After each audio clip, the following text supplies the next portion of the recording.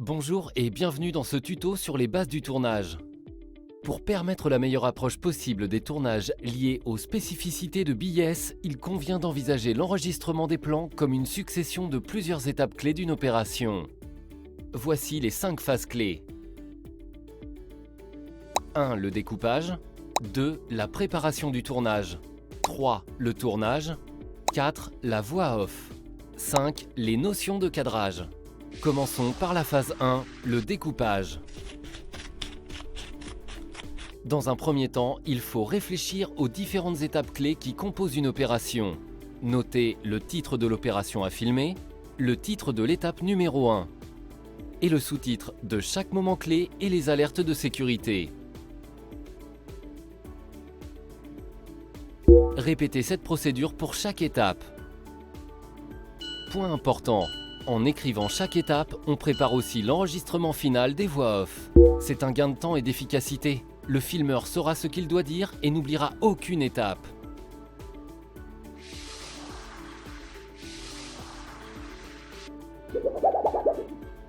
Phase 2, la préparation du tournage.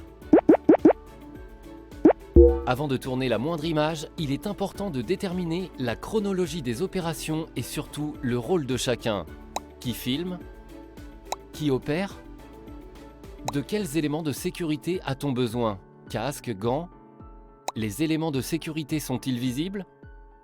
De quels outils a-t-on besoin pour opérer et sont-ils tous à disposition et à portée de main? Comment va-t-on opérer? Pour cela, il faut reprendre la liste des opérations et moments clés notés sur le bloc-notes. Cela permettra de dérouler chronologiquement chaque étape sans en oublier aucune. Le tournage sera ainsi rapide et efficace. Le filmeur et l'opérateur pourront ainsi se caler mutuellement pour qu'aucun des deux ne soit surpris par les actions de l'autre. Pour info, ces 2 premières phases peuvent être effectuées avant le début du tournage.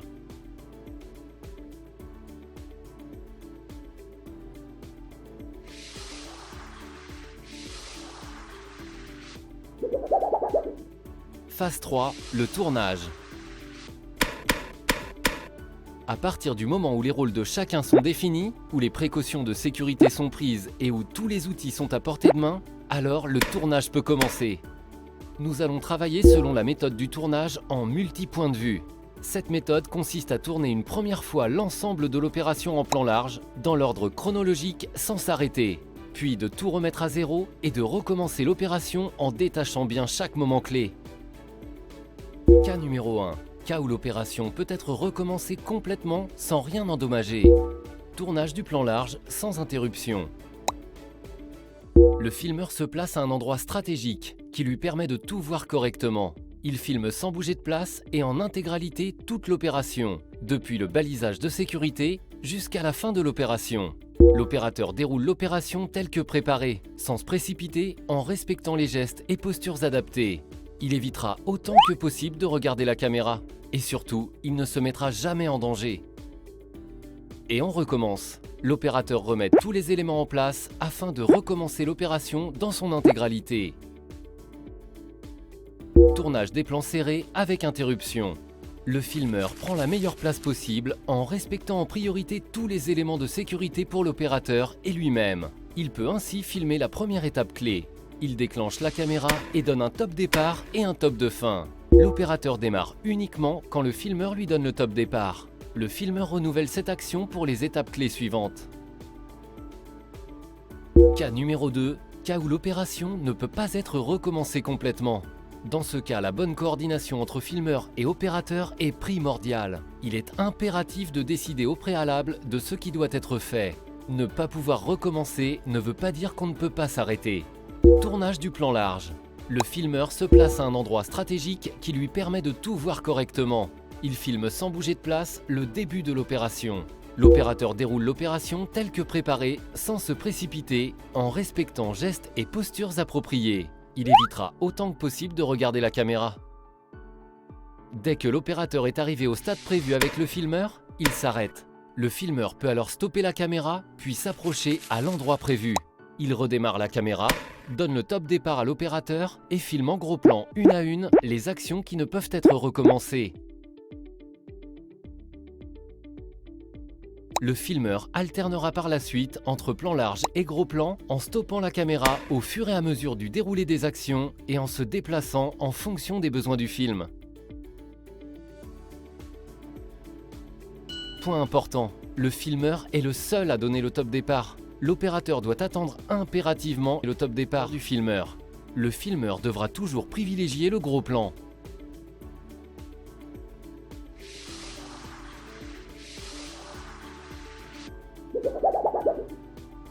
Phase 4, la voix off. Les voix off sont utilisées pour les commentaires du film. L'enregistrement se fait comme si vous tourniez des images classiques. Branchez le micro à la caméra. Si vous rencontrez des difficultés, n'hésitez pas à visionner le tutoriel Valise GoPro. Reprendre le bloc-notes où chaque étape a été notée. Faire un silence complet autour de soi et se mettre à l'abri du vent. Déclencher la caméra et attendre 3 secondes. Lire chaque étape ainsi que le titre principal. Terminer l'enregistrement par fin de l'opération.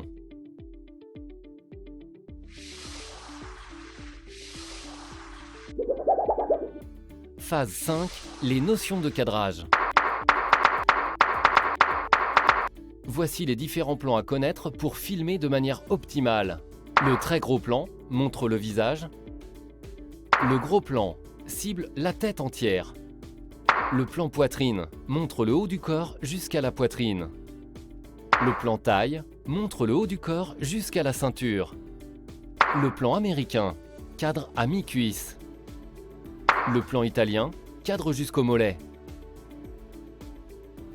Nous retrouvons également le plan en pied, cadre un personnage en entier dans une partie de décor ou un paysage. Le plan moyen ou demi d'ensemble couvre un élément entier dans un décor ou un paysage. Le plan large ou plan d'ensemble cadre un paysage dans son ensemble.